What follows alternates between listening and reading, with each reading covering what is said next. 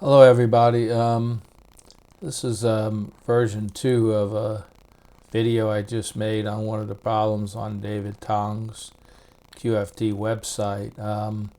There's a lot of subtleties in these calculations, and I made a bunch of mistakes, but they don't really affect the final results. So anyway, I'll talk about the subtleties more in this video and try and get things more correct, but we'll see. I'm still off by a sign, so I still have to find that. I'm not sure I'm off or Tong is off. But anyway, so David Tong has a website on lectures on quantum field theory. He has videos as well as notes. And also down he has problems. And the particular problem we're going to be doing today, I keep clicking on the wrong thing, sorry, is sheet 2, problem 6. So this is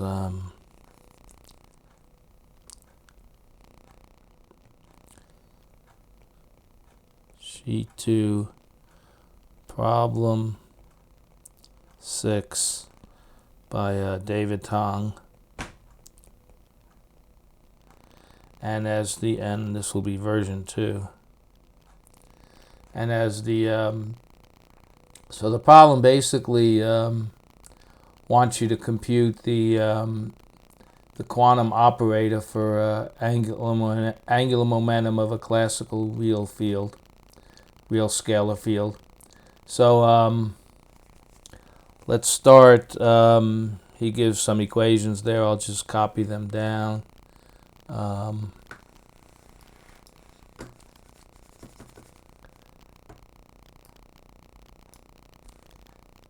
So let's start. By the way, I have no idea where this time, and the time and setting on my iPad is completely correct, but when I use OBS software, it puts in a completely different time and date. And I was wondering if anybody who makes videos and uses OBS software might help me a little bit with this. But anyway, so we have Qi is equal to epsilon I j k, the integral of d3x xj d0k minus xk t0j. We want to normal order this.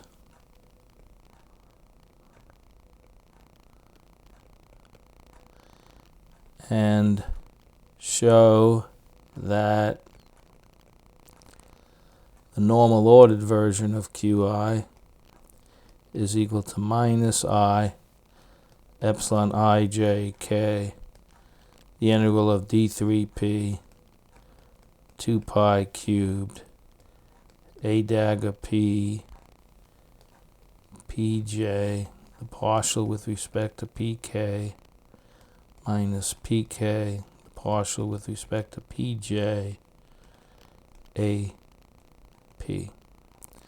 Now, some questions have come up along the lines of, can I calculate first and normal order at the end? And I don't think that's a good way to do this. And just imagine you're working in quantum mechanics and you have an expression like a dagger minus a dagger a. And let's say they ask you to calculate what this is and then normal order it. Well, if you calculate first,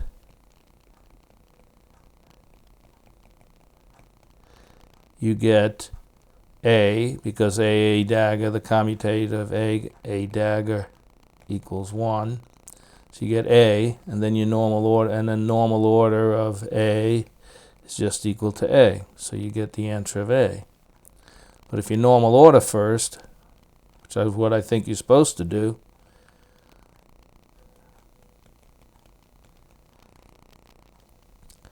so let's normal order the whole expression.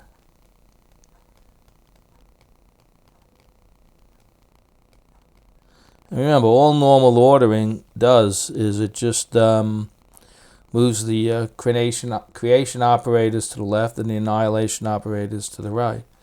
So this is just equal to A dagger A minus A dagger A times A, which is equal to 0. So that's why you get different results. So I strongly suggest you always normal order first and then do calculations. Okay. Now we're given from previous problems in the notes and just the notes itself. I'll write down these basic formulas. V of x is equal to the integral of d3p over 2 pi cubed, 1 over the square root of 2 EP. Again, some books use omega p. I'm trying to follow Tong's notation here. AP e to the I p dot x plus a dagger p e to the minus I p dot x. And phi dot x, I should put like an x here. Most of the time I'm going to leave the vector signs off of the x. Pi of x is equal to the integral of d3p 2 pi cubed minus I square root of EP over 2 AP e to the I p dot x minus a dagger p e to the minus I p dot x. The calculation we're doing is all at a given time, so everything involves 3 vectors. Keep that in mind. That's another small mistake I made. So from the problem, as Tong says, Qi is equal to epsilon ijk, the integral d3x. We're going to have xj.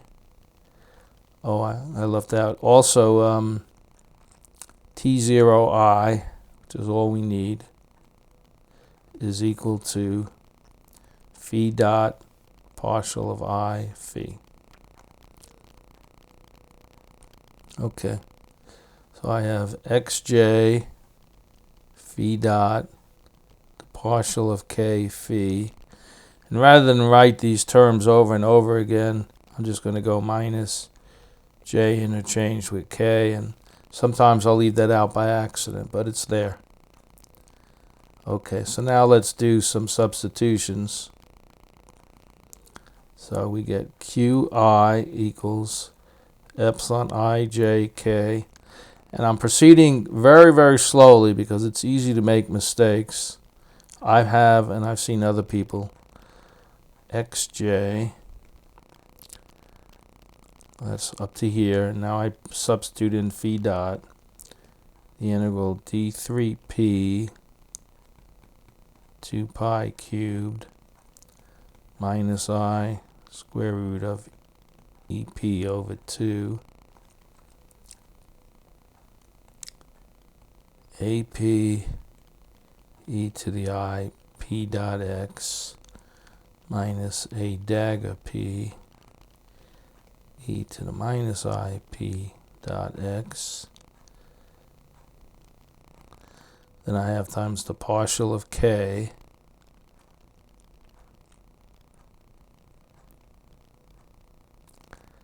of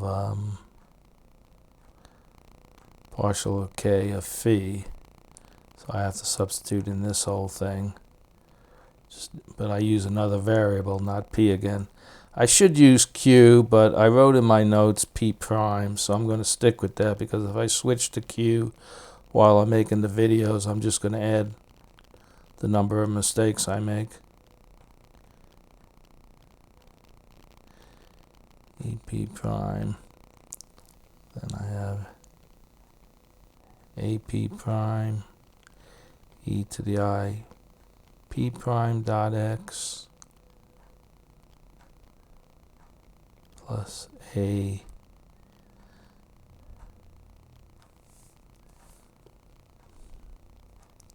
okay, let me just I have the partial k of phi. Okay, phi has positive signs. Plus a dagger p prime e to the minus I p prime. See, that's the problem with using p primes, the vector sometimes. P prime dot x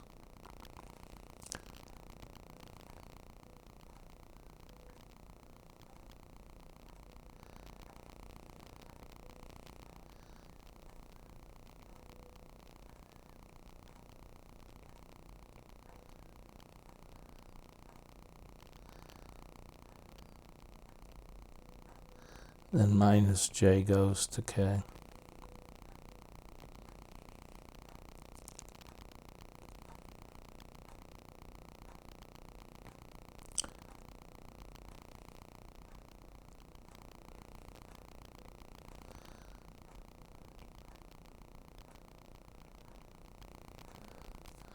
Now what we do is we strategically substitute this xj to make a derivative term, and we take these derivatives here.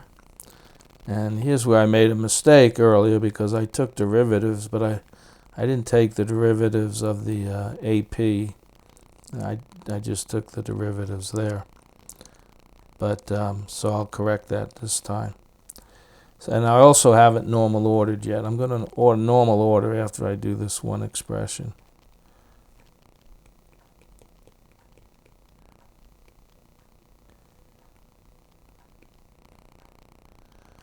I'm not writing too good today.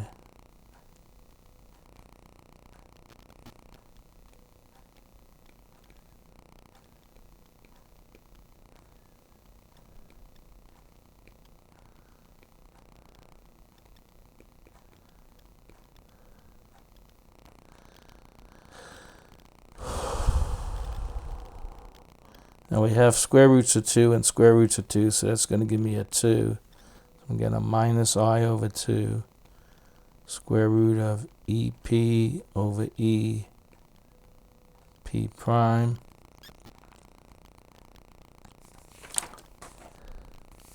Now I'm going to have AP, and I'm going to put the partial. I'm going to put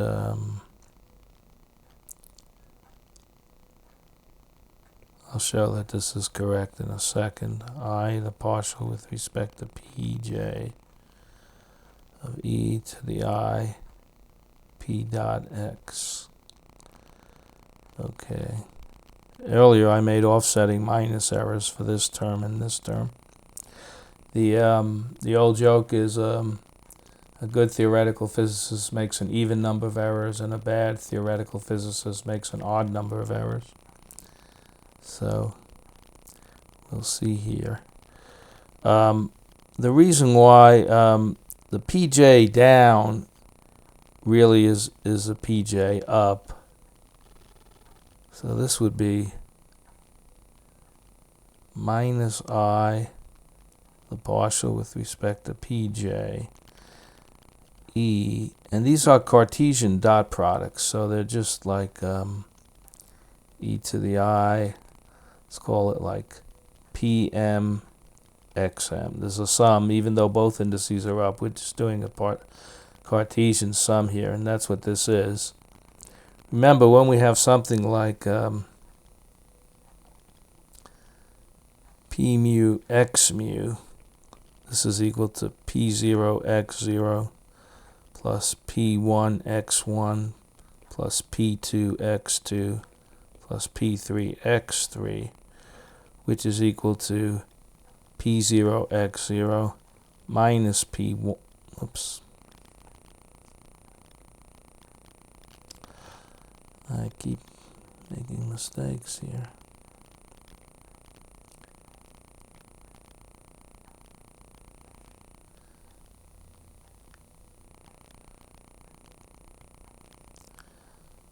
minus p, oh, God.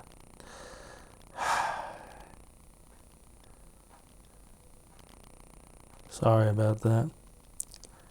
Minus p1x1 minus p2x2 minus p3x3.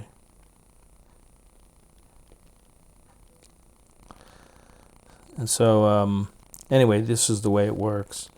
We started with just this part over here without the minus sign.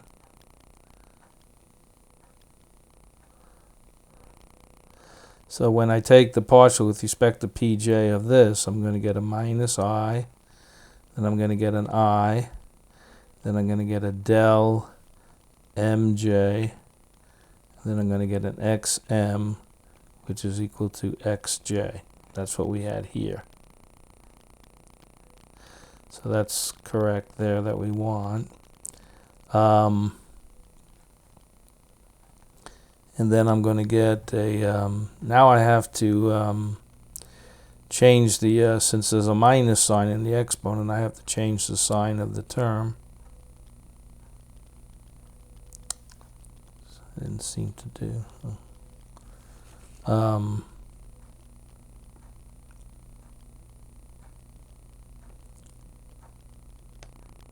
I'm sorry, I'm losing my place.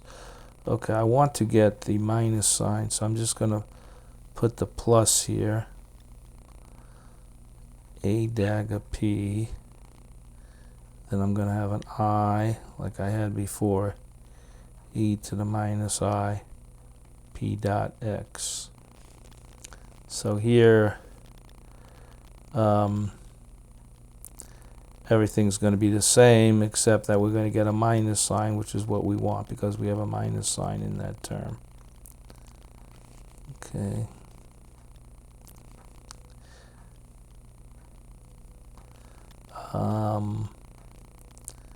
Now I have the partial of k. Let me erase this stuff over here.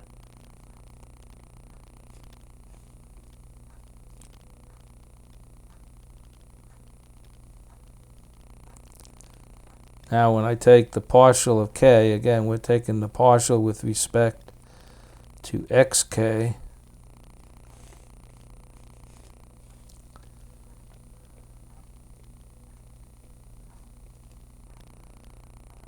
I'm sorry, we're taking the,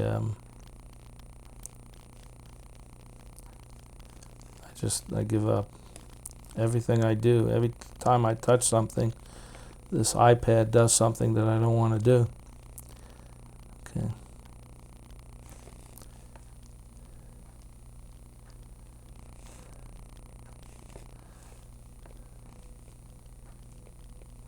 So this is what the partial of k is equal to, which is equal to minus the partial with respect to xk.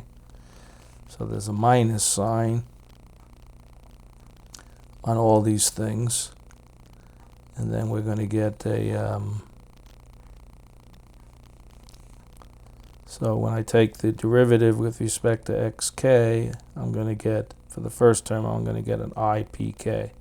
So I get a ip prime k. So I get a minus I p prime k. And then I have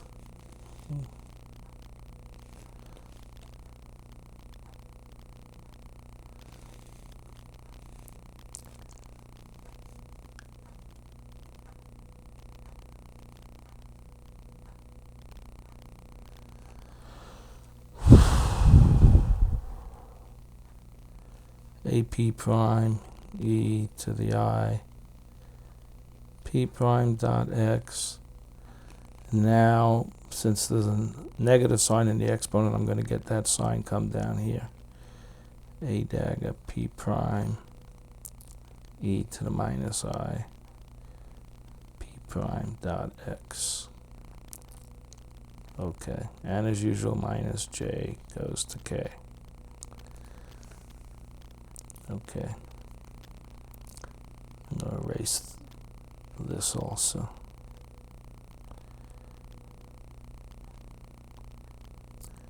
So in my first version, I made 2 sign errors there. I had it wrong here, in here, and I had it wrong there, but they just offset. Now I'm going to normal order the thing.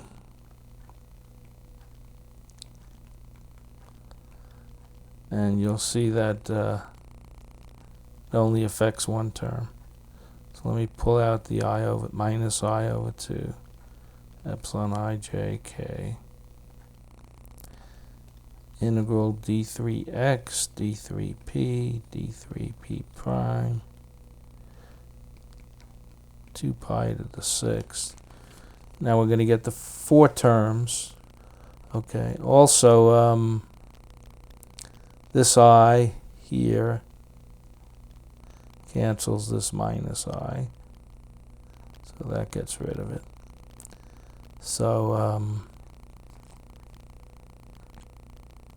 I have I'm going to do this term, the first terms of each one. I'm going to get, there's always a square root of EP over EP prime. And I'm going to get A. Now it has to be normal ordered, but A and P doesn't. These are both A's, so it doesn't matter. So I'm going to get AP prime, just putting it in this order. AP prime, P prime K comes from this term over here. AP, and then I have the partial with respect to PJ, e to the I, P plus P prime dot X. I'm going to put ahead of time the minus J goes to K. See, I don't understand why it doesn't write on the edge there.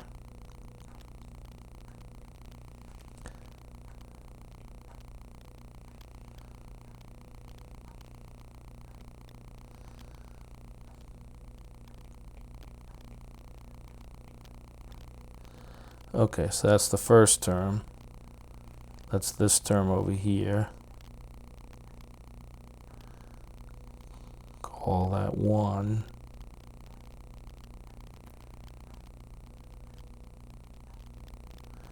And I'm going to do this cross term. Call that 2.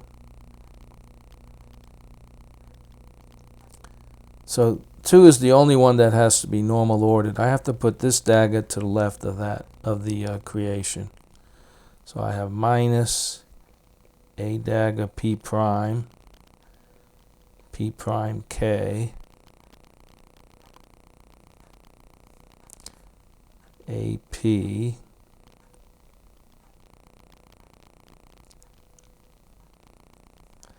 partial with respect to PJ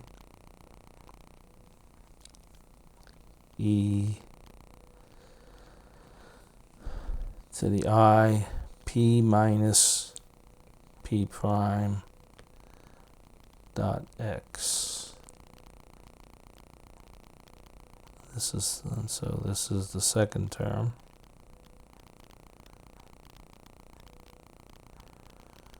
And now for the third term, it's going to be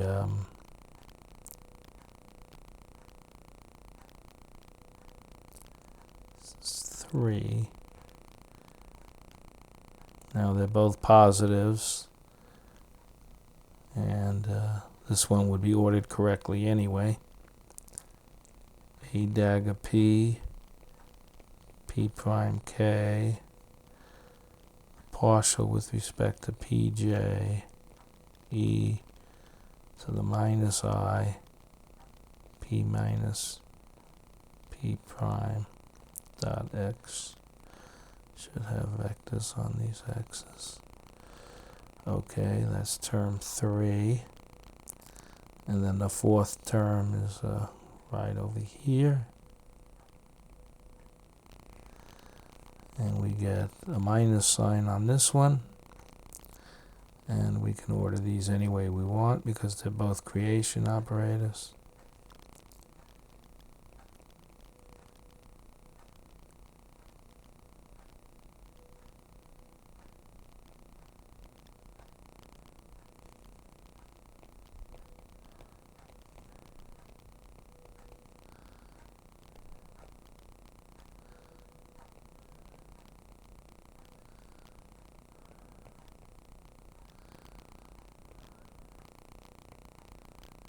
Okay, so we've done our normal ordering.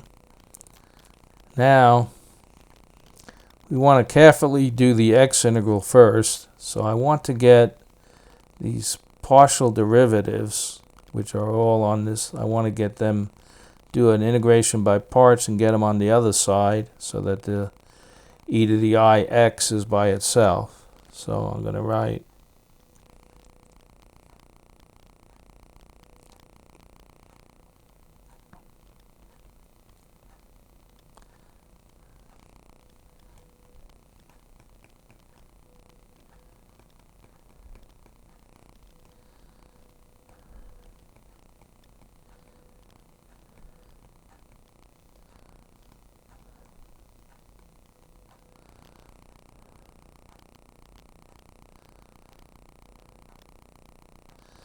now we get minus signs where we had pluses and plus signs where we had negative signs. So I get minus. But the key thing to remember here is that when this acts,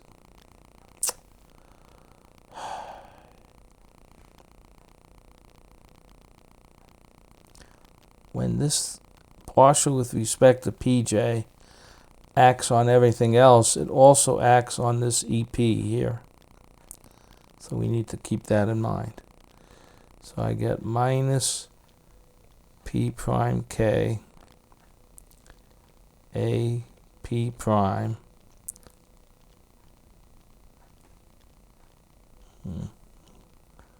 doing that wrong.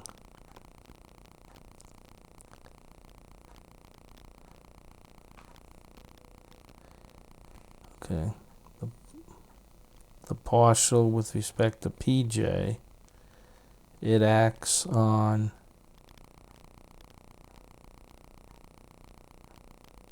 I left out. Yes, it's AP. So it's going to act on the EP and the AP. So I'm going to have the square root of EP prime AP times e to the I p plus p prime dot x. Okay, and I'll do the other terms as well. Plus p prime k a dagger p prime partial with respect to pj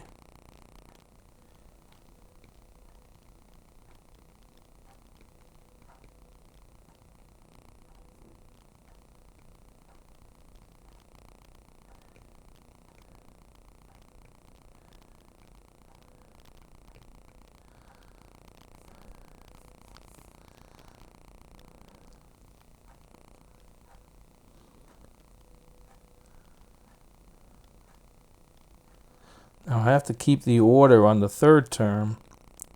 I have to keep the orders of the A. So I left off an A there. I don't know why on the third term. A dagger P, P prime K.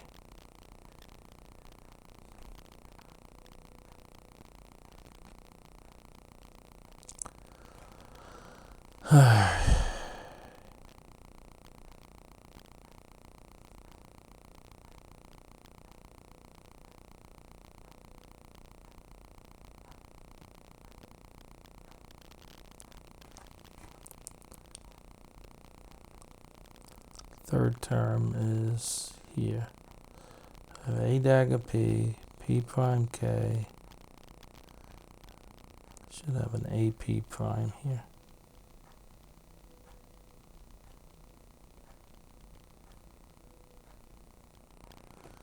Okay. So I have minus partial with respect to PJ of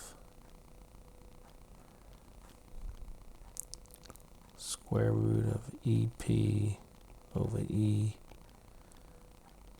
prime A dagger P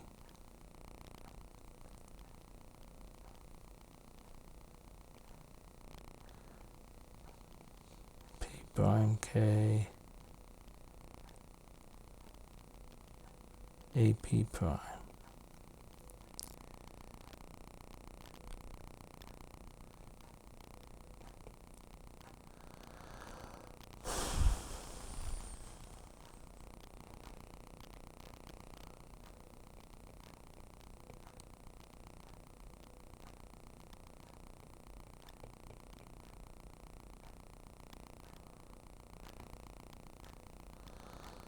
And the fourth term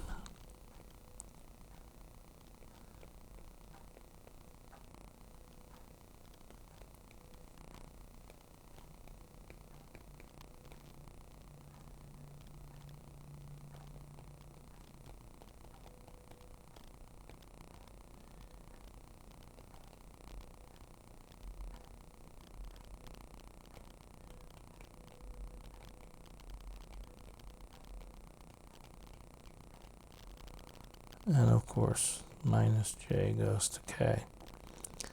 Now here I'm going to be a little bit more careful than I was in the previous video, because in the previous video I did the X integration right here and then I set like these equal to 1 and everything, but that's not valid, and I'll give you an example. Let's say we have a double integral dx dy. Let's say I have the partial with respect to x of y squared x delta x minus y. Okay? So if I do the x integral and I say, if I do the y integral and I say, okay, so y has to be equal to x, I end up getting the integral of dx, and I don't evaluate the derivative first. I get dx, the partial with respect, this is what I did earlier, of x squared x, and I get the integral of dx, the derivative of x cubed, 3x squared. This is wrong. The right way to do it is to take the derivative, so I get y squared, the integral dx dy y squared del x minus y. Now I do the y integral and I get the integral of dx x squared. So we have to evaluate these derivatives first before we can do this delta function. Otherwise it's not going to come out right. Just a little aside there.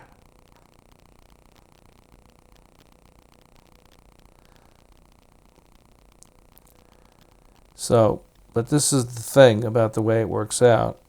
Turns out it doesn't matter in this particular case. And I'll just show an example.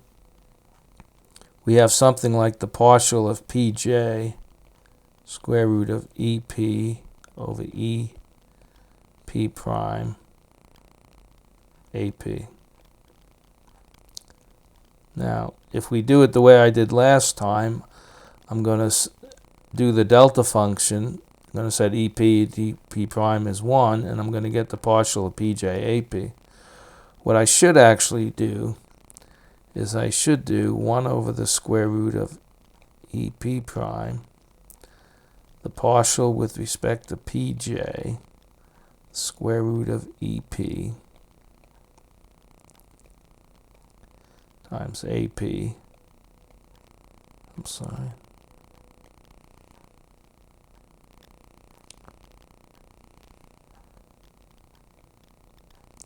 times AP plus the square root of EP over EP prime times AP. Now, it's not going to make a difference because when we evaluate this, I'm going to end up getting 1 over the square root of EP prime EP. This is to the 1/2, so I'm going to get 1/2 that to the minus 1/2. That gives me that. And then this is P squared plus M squared, so I'm going to get PJ squared, so I'm going to get 2, which cancels the 1/2, and I'm going to get PJ. So I'm going to end up getting PJ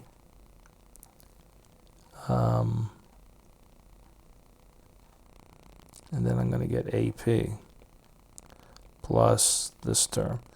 Now, when we evaluate, you notice that in that first term there's also a P prime K multiplying all that. So I have like a P prime K over here. So I'm going to get a P prime K and a P prime K. Now I'm going to get P prime K. I should change the sign and make them all up, but it doesn't really matter.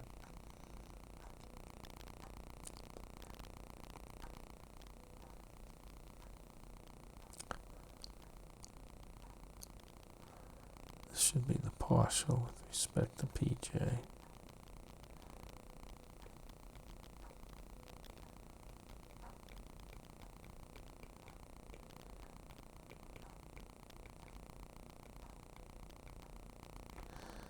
Now, so you can, now when we do the delta integral and everything, this term is going to be basically up to a sign. I'm going to have, these are going to be equal, but I'm going to have PK, this term that I didn't have before, I'm going to have PK, PJ.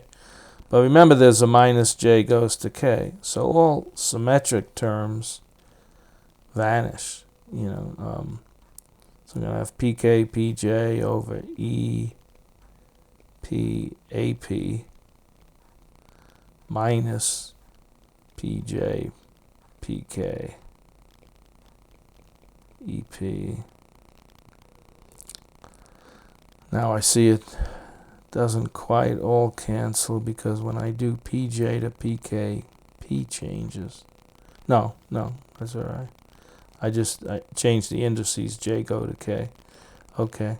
So now you can see this vanishes. These cancel. So symmetric terms are going to cancel anyway. And we end up getting PK, the partial with respect to PJ of AP. So it's as if then minus PJ, the partial with respect to PK of AP. So this is just another aside, but basically it doesn't matter. I could evaluate it and then do derivatives. It's going to work out the same anyway. So I'm not going to bother doing that. And so what we're going to get after we do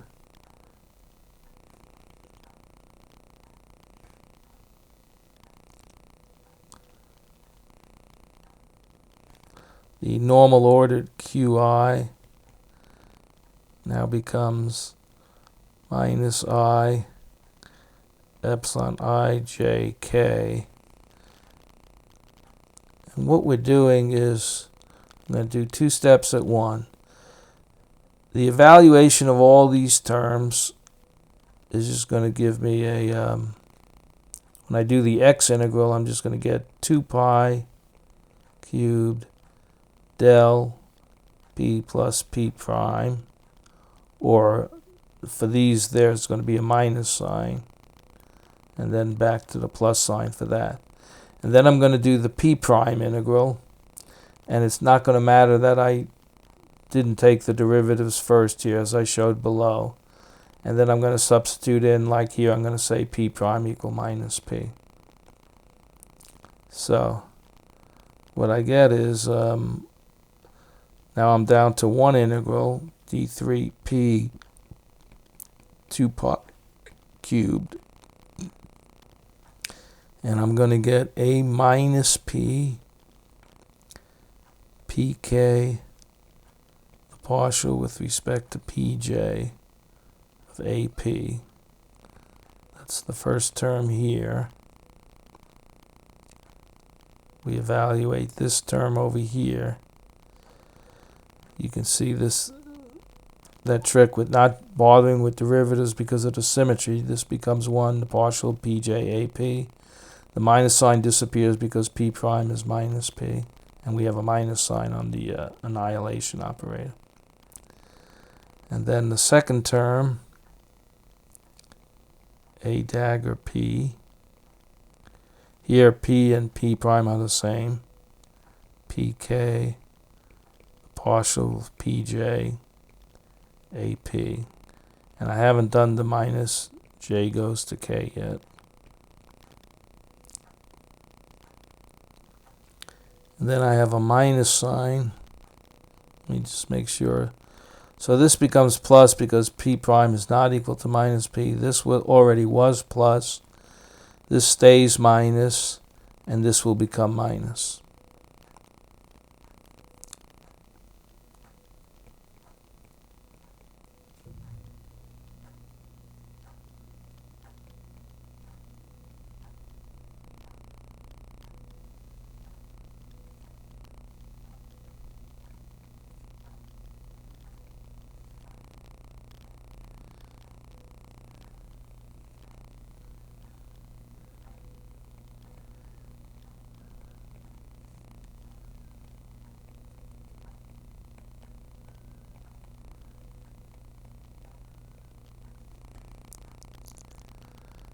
Okay. Now, this term here, by the way, I didn't talk about this earlier. I have no way to justify the when we do the integration by parts. I don't really have any way to justify that the boundary terms are 0. We just assumes that when we do integration by parts,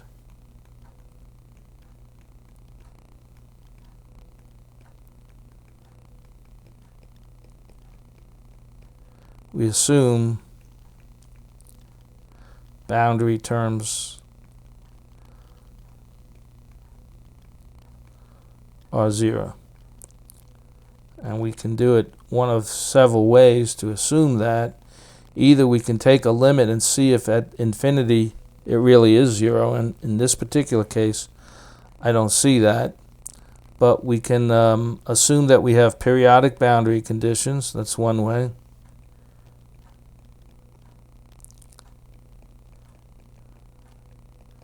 Or we can regulate the integrals. Often this is done so that something like e to the I p dot x, goes to 0 as x goes to as x goes to infinity, or p goes to infinity. Blah blah blah. We'll put like an imaginary term in one of these things to make this have a negative thing. Or we just assume it. Sometimes it's not true, not always true. Sometimes we have topological QFTs. We may have QFTs in curved space-time on a compact manifold.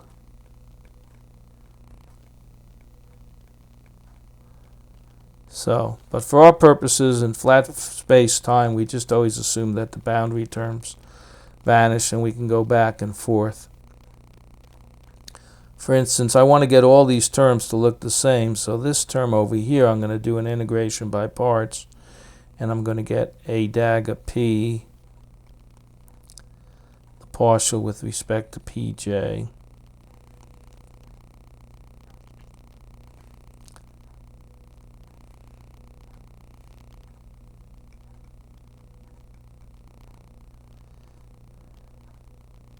pk ap. Now here we have the same thing that we had before. I'd like to get the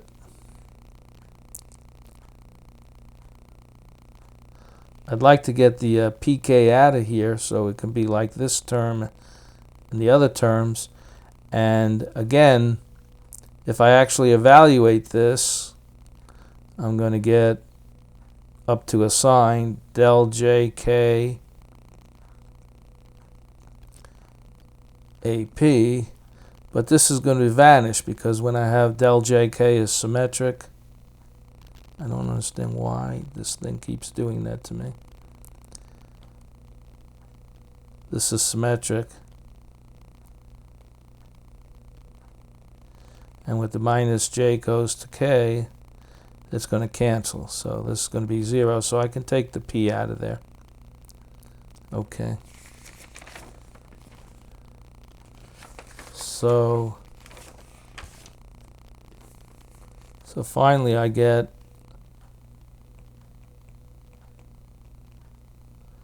the normal order is minus I over 2 epsilon ijk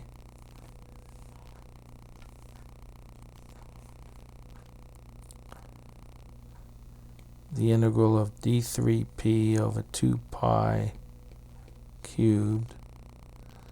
Now I'm going to show later on that this term equals 0.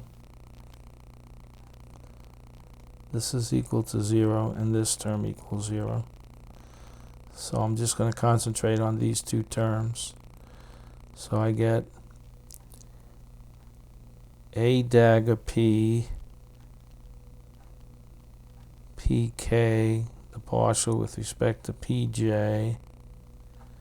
Now I'm going to put in the j goes to k minus pj, the partial with respect to pk.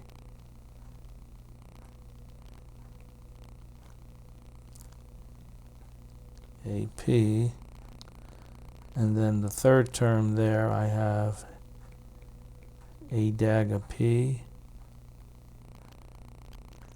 So I just showed how I can move the pk out of there. So I'm going to get pk, the partial with respect to pj, minus j goes to k, pj, the partial with respect to pk, AP. Okay, so these terms are identical. So this becomes minus I epsilon ijk, the integral d3p over 2 pi cubed, a dagger p, pk, the partial with respect to pj, minus pj, the partial with respect to pk, AP. And if we go back to Tong,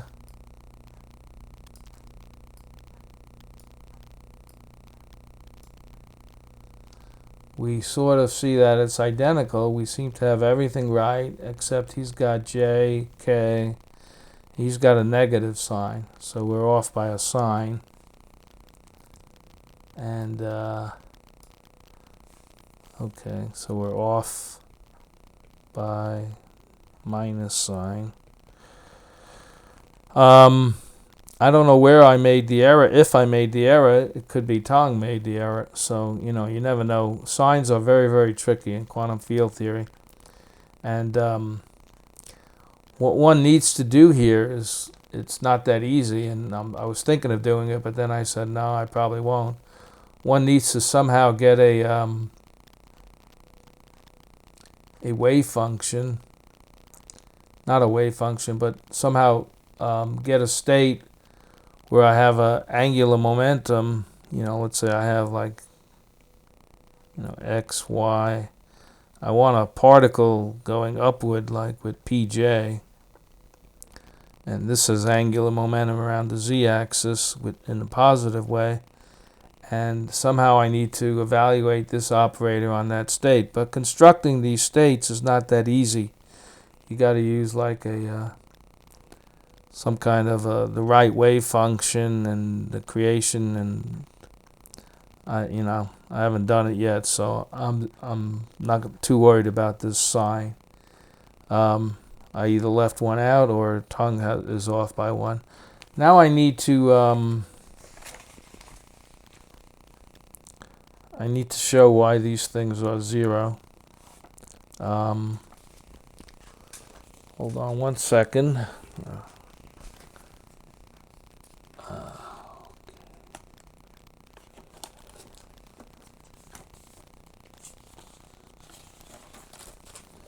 So what we have is I have the term that I want to show is 0. It's one of these terms. So I have like minus I over 2 epsilon I j k, the integral of d3p 2 pi cubed. This is 1 is equal to, I'm going to label these like 1, 2, 3, and 4. So I'm going to show the case for 1, and you can do the case for 4. It's the same thing. So here we have, for 1, a minus p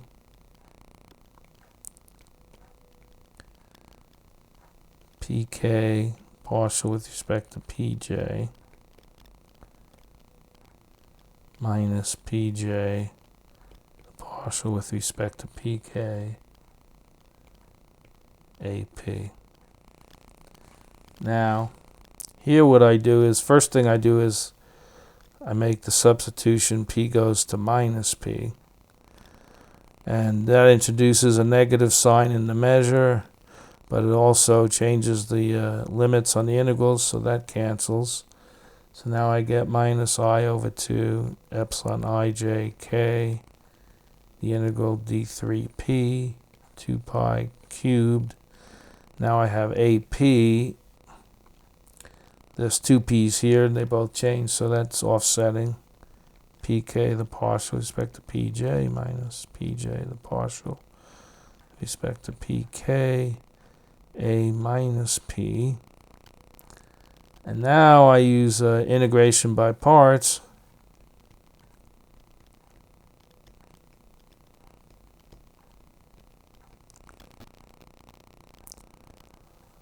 So right now I have all the partial derivatives going this way, and I'm going to have them go the other way. So I'm going to get, sign is going to change, I epsilon I j k, the integral d3p over 2 pi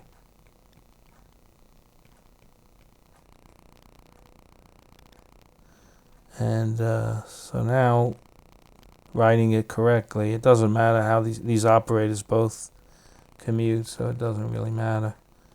So now I have pk the partial with respect to pj minus pj the partial with respect to pk of ap, because I reversed the direction to go this way when I did the integration by parts, and now I'm just writing it differently. This is going there, and this is going here. Okay, and this is equal to minus 1. Compare with 1, everything is the same here, exactly the same. So since 1 equals minus 1, sorry,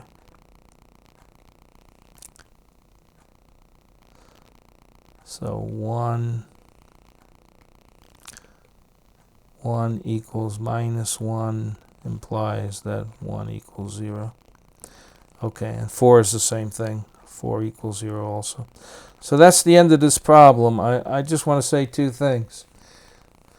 I've done these problems for photons and spin 1/2 particles, and they're a lot harder. As a matter of fact, I don't think I ever finished one of them. I'm not sure which one. They're a lot harder. So for a scalar field, it's easier. The other thing is, I've never seen these things used. I've never really seen, other than to show that as he wants to show here. By the way, at the end of the problem, he says, show that this means a spin 0 particle has a real scalar particle, real scalar field has no spin. And the easy way to do that, if you substitute, pj equal pk, if you look like at a particle at rest equals 0, then the integral obviously vanishes. So, and you get no spin. Whereas if you were to do it with a particle with spin, like a photon or an electron, you would still get a term there. This is the orbital part. So we calculated orbital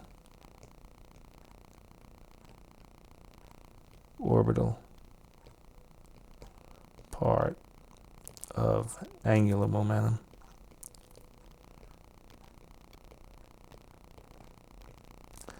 Anyway, like I said, I never see these things used, but they're in every textbook to go through these long calculations. So thank you for bearing with me on this. There's probably still some errors remaining. I think I'm going to stop here and not worry about it. And if anybody figures out where I missed the minus sign, or if I missed the minus sign, let me know. Thank you very much.